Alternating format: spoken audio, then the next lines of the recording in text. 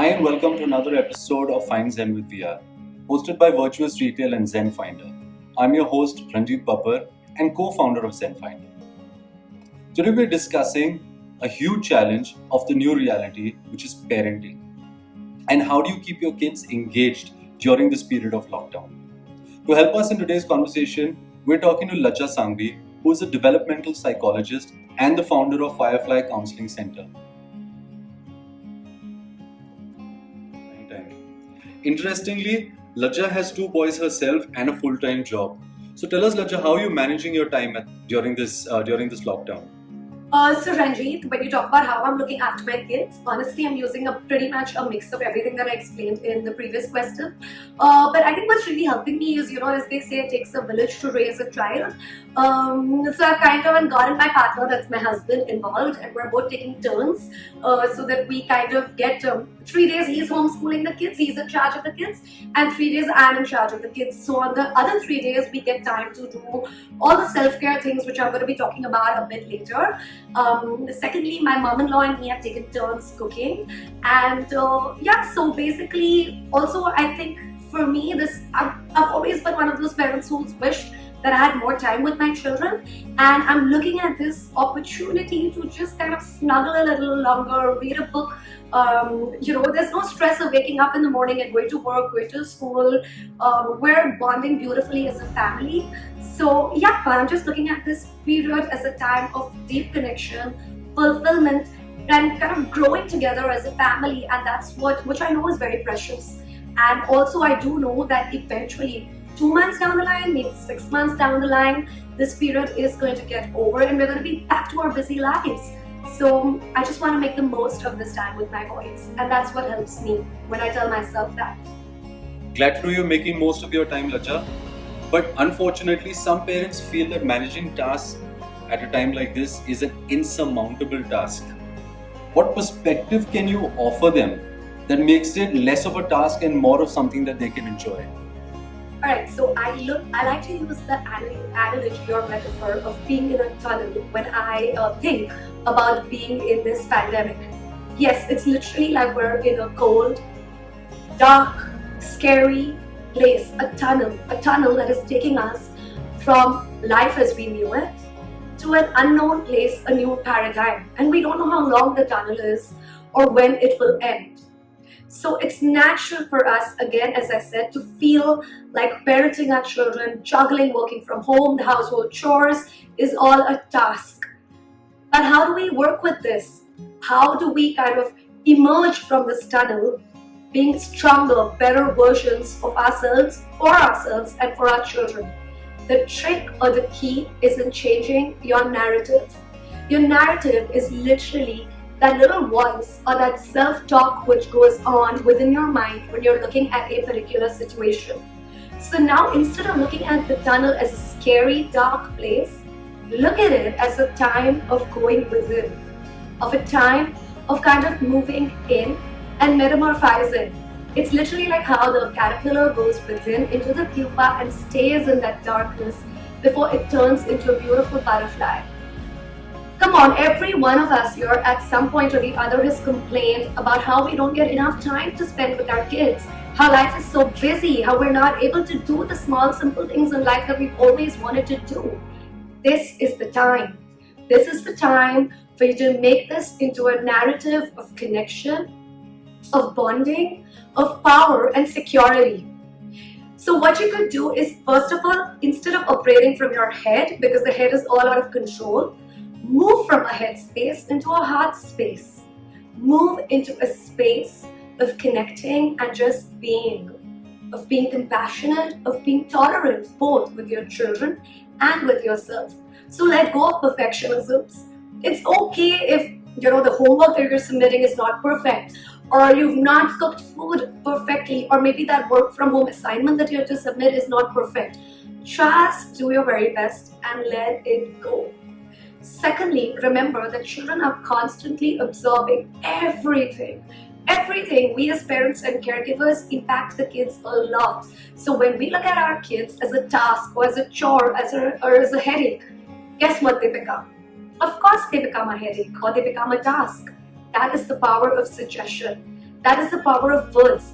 They feel like they're a task and they become a task. They become defiant. They become rebellious.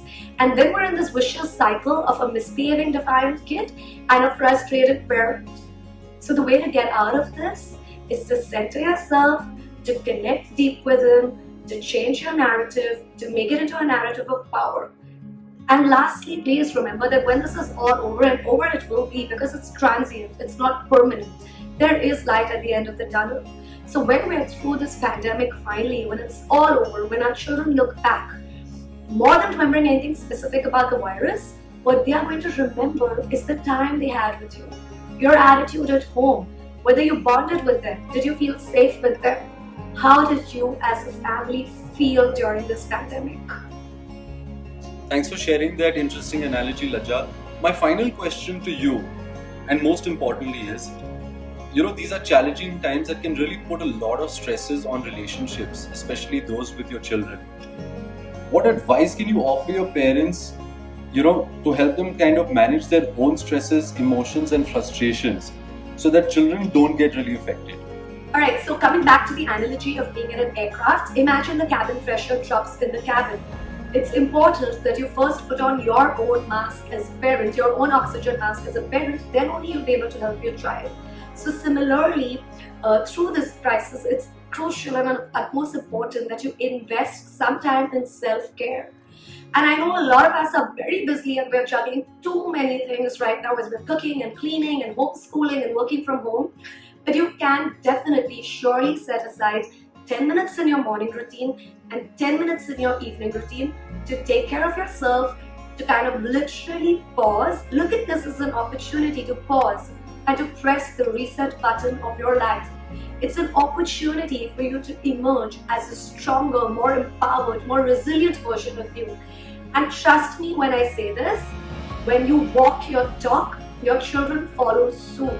They kind of emulate you. So if you are firm and grounded, if you're living a holistic, balanced life during this period of crisis, if you're making the most of this crisis, your children automatically are going to copy because they have mirror neurons in their brain. They are most influenced by their parents and their caregivers. So instead of forcing them to exercise, you get onto that yoga mat, put on that workout video, start exercising. Invest some time every day in meditating, doing pranayams, deep breathing. There's tons of stuff available. So many organizations and companies have made their programs free. Read good books. Journal your feelings. When it feels like it's becoming too overwhelming, just take pen and paper, write, because when you're writing, you're literally pouring it out of your subconscious mind. You're letting all that energy go into paper and then just burn it. It's a very, very powerful exercise. I do it all the time when I'm feeling overwhelmed. There are so many resources available on the internet. This is the time to take those self-help courses and classes that you always wanted to take that you couldn't take. So go ahead, sign up for that program on Udemy, Coursera. There are so many websites. Very important. Spend some time every day praying and meditating. I think most importantly, this crisis has kind of forced us to acknowledge and accept that there is a higher power out there in the universe. It's time for us to connect to Source, to connect to the universal energy and tap into it and use it to cleanse our mind, body, and even our spirit. Lastly, please remember that there are going to be days.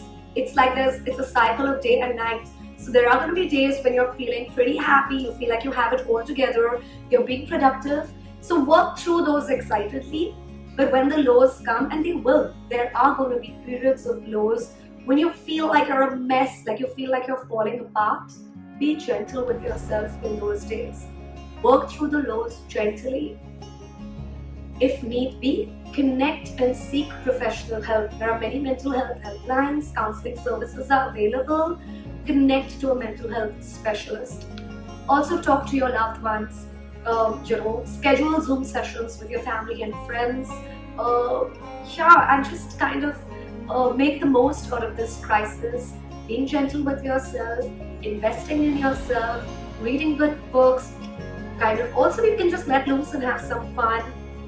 So just make sure that you're taking good care of yourselves, and if you do that, It's going to do wonders for your kids as they kind of look at you, emulate you, and they feel safe, and your home feels like a safe space to be in. Thank you so much, Lajja, for that insightful discussion. I'm sure our viewers have got a lot to think about from this. That's all the time that we have. If you'd like to reach out to Lajja, you can do so. We've shared her details in the description below. Thank you for joining us on this episode, and stay tuned for many more episodes to come.